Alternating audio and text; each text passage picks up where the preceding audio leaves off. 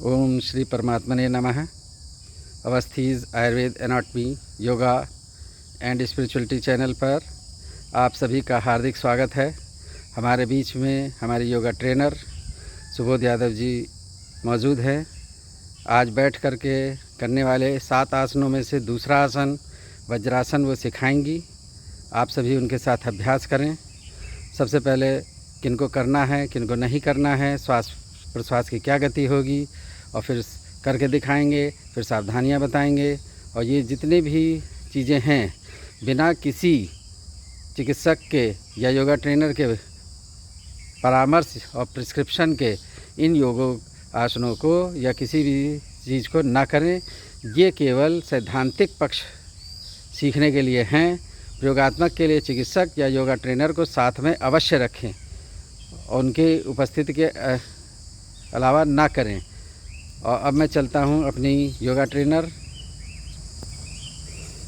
अब प्रार्थना करेंगी। दोनों हाथ नमस्कार मुद्रा में लंबी गहरी श्वास के साथ 3 बार ओमकार का उच्चारण।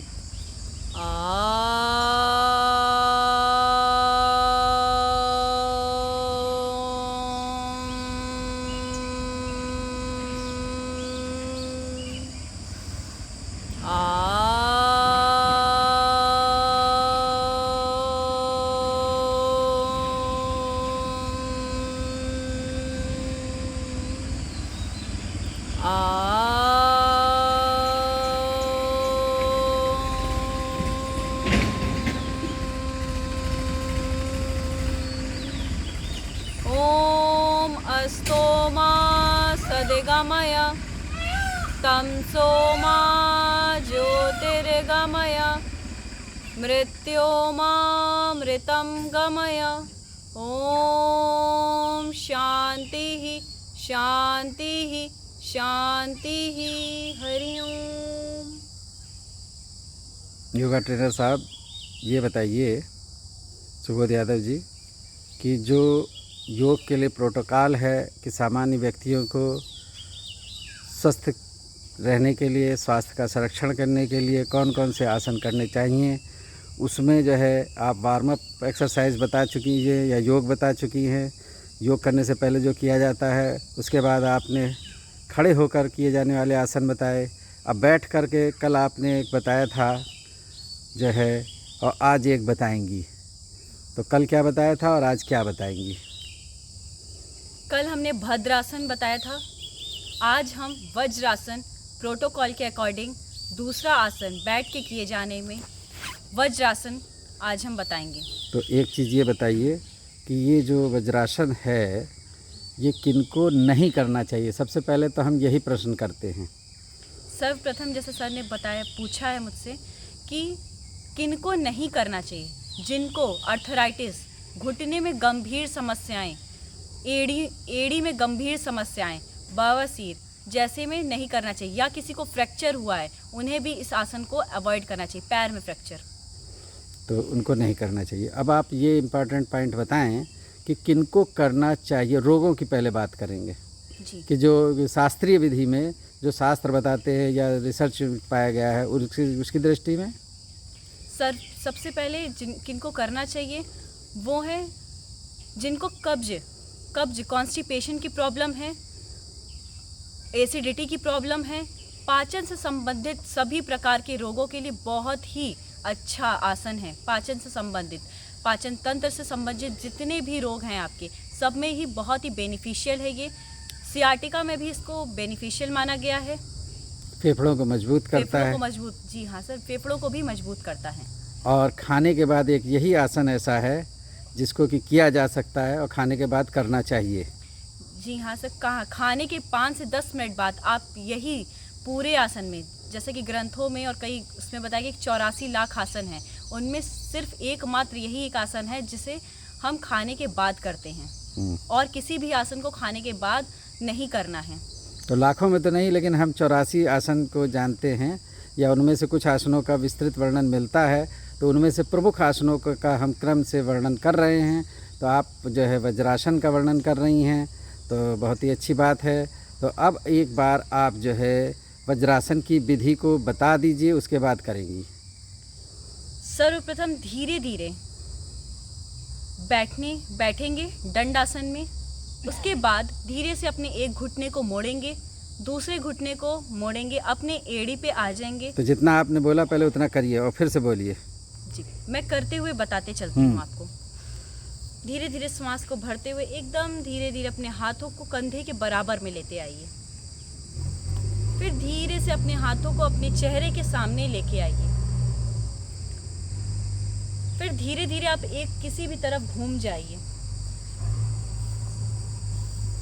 और बहुत ही धीरे धीरे अपने एक पैर के घुटने को मोड़िए। इस प्रकार से कोई भी अपनी एड़ी को इस तरीके से नहीं रखेगा, सब अपनी एड़ी को इस तरीके से जैसे मैंने रखा है वैसे रखेंगे। फिर दूसरे पैर को भी उसी प्रकार से आराम से, बहुत ही आराम से, किसी प्रकार का कोई भी जल्दीबाजी नहीं, अपनी एड़ी को। एक मिनट रुकिएगा। देखिए घुटनों पे जोर आ रहा है, इसीलिए अर्थराइटिस और एंकल जॉइंट पे भी थोड़ा सा जोर पड़ रहा है, तनाव बन रहा है। इसीलिए दोनों जगह की एंकल जॉइंट और नी जॉइंट की अर्थराइटिस में इसको मना किया गया, क्योंकि पूरा का पूरा भार इस टाइम नी जॉइंट पर है। तो मेडिकल पॉइंट ऑफ व्यू से अर्थराइटिस के मरीजों को इसी कारण इसको मना किया जाता है। आगे का स्टेप बताएं। इस प्रकार से पैर रखने के बाद सभी पैर की पोजीशन को ध्यान से देखेंगे। पैर की इसी प्रकार से पोजीशन है कि कोई भी पैरों को इस तरह नहीं रखेगा, इस तरह का कोई भी पोजीशन नहीं रखेगा, पंजे पर नहीं रखेगा, क्योंकि इससे पैर में मोच आने की संभावनाएं ज़्यादा हो जाती हैं। फिर धीरे धीरे बैठ जाएंगे इस तरीके से और धीरे से अपने हाथों को अपने थाइस पे रख देंगे और पूरी कमर सीधी, चेहरा सामने, गर्दन सीधी, सामान्य। तो इसमें मैं आपके सामने की तरफ आ रहा हूँ। अब आप बताएंगी कि जो है, या एक बार मैं राउंड ले लूँ कि जिससे कि पैरों की पोजीशन और उसको ठीक से समझा जा सके।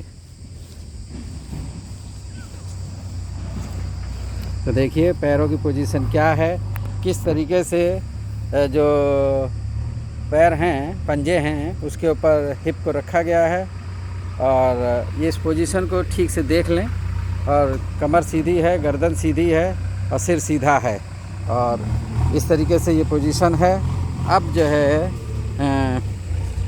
हम लोग, आप पुनः बैक की पोजीशन में आएंगी, जैसे खड़े होकर करते हैं, क्योंकि पीछे से भी हम लेना चाहेंगे, क्योंकि पैरों की पोजीशन पीछे से ज़्यादा क्लियर होती है।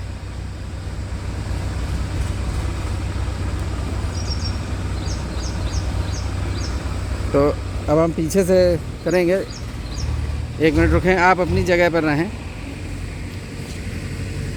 हाँ, अब आप जो है स्टार्ट करें। देखिए पंजों को किस तरीके से रखा जा रहा है, पीछे से पोजीशन को समझें। और वो ये जो पोजीशन इन्होंने ली वो मैट के ऊपर आने के लिए ली थी। फिर से करें जरा, या खड़े हो, चलिए बैठिए। हाँ, ये है पोजीशन। एक बार फिर से खड़ी होइए।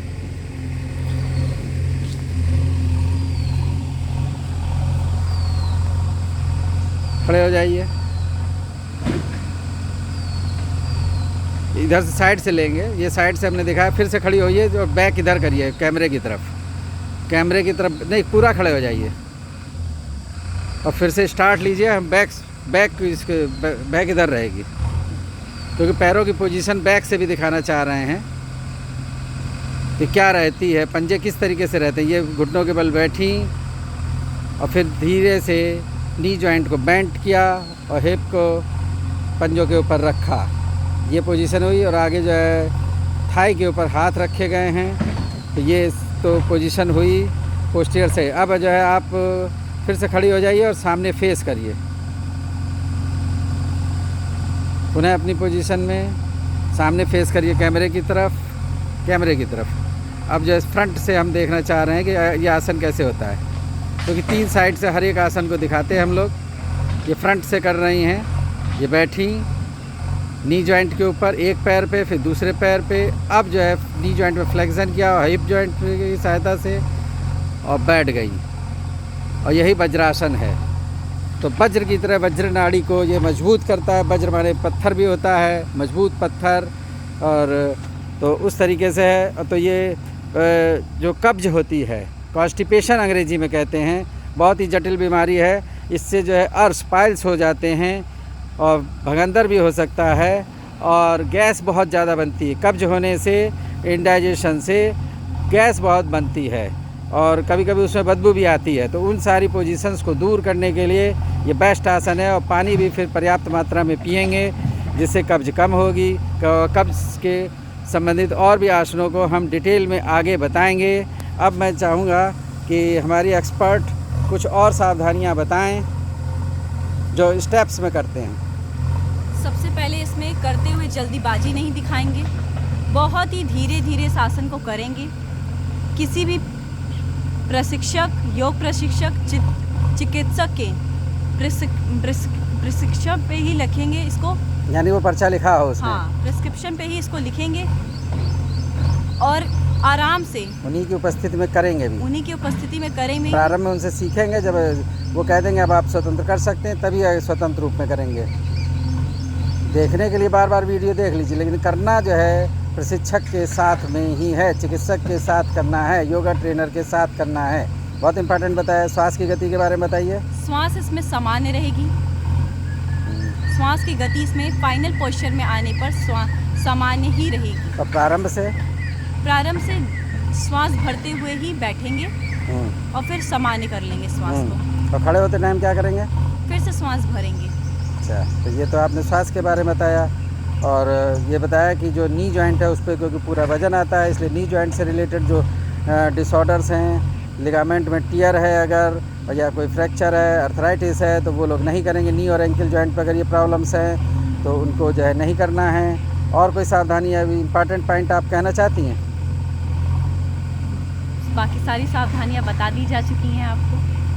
ठीक है, तो अब जो इस चैनल को जिसने सब्सक्राइब नहीं किया है और उसने ये अगर पसंद आ रहा है, आज पहली बार उन्होंने देखा है, तो सब्सक्राइब करें, अपने मित्रों और परिजनों को शेयर करें, क्योंकि ज्ञान हमारा उद्देश्य है। सबका साथ, सबका विकास, सबको ज्ञान और निःशुल्क ज्ञान।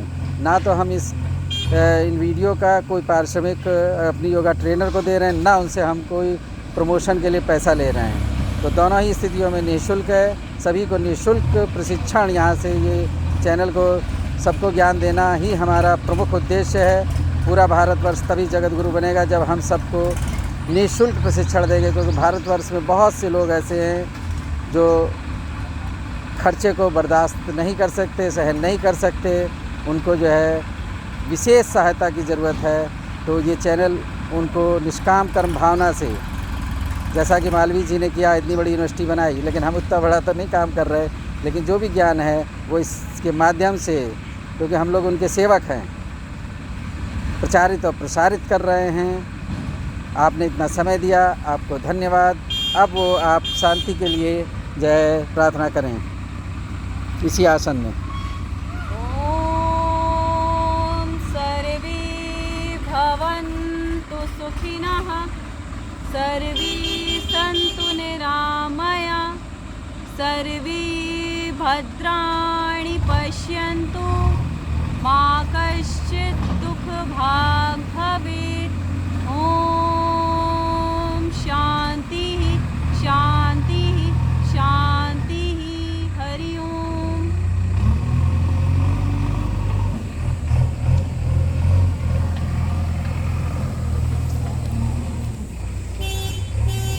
दर्शकों, आप सभी को धन्यवाद, योगा ट्रेनर्स जी को धन्यवाद निःशुल्क ज्ञान देने के लिए, और आप सभी को धन्यवाद। ईश्वर आप सभी को स्वस्थ रखे, प्रसन्न रखे, आनंदित रखें और सभी स्वस्थ हों, सबका विकास हो और निःशुल्क हो। इसके साथ सबको धन्यवाद। Thank you all.